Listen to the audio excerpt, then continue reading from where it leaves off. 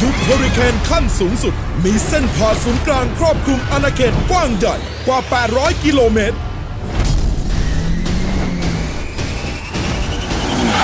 เหยียบมิดหมายทวงคืน 600 ล้านใน The Hurricane Heist ไม่เพียงแค่พายุลูกยักษ์ที่จะบีบหัวใจคนดูให้เต้นระทึกแต่ฉากไล่ล่าแก๊งโจรกรรมที่ปล้นเงินก้อนโตจากกองคลังถึง 600 ล้านดอลลาร์คืองานถนัดของผู้กำกับร็อบโคเอนในการอัดฉีดอะดรีนาลีนความมันโหมกระหน่ำใส่คนดูแบบโคตรสะใจ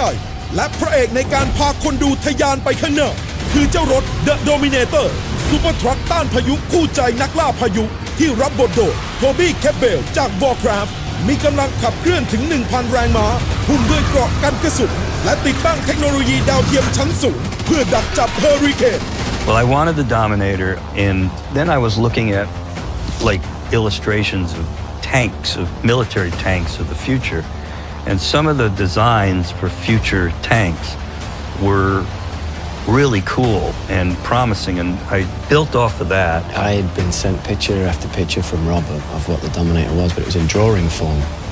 And when I turned up and saw it and then drove it is phenomenal. In the end, we created this design of a very large vehicle, a real monster of a car, and it is a character in the film. ปฏิบัติการไล่ล่าแผนโจรกรรมระทึกโลกและการโจมตีของเฮอริเคนลูกยักษ์ที่พร้อมถล่มทุกอย่างเป็นหน้ากองในมือของผู้กำกับ The Fast and the Furious และ Triple X นับเป็นมหึมาความมันบันเทิงคูณ 3 ที่จัดเต็มเพื่อแฟนหนังแอคชั่นทุกคน The Hurricane Heist ปล้นเร็วฝ่าโคตรพายุ 15 มีนาคมนี้ในโรงภาพยนตร์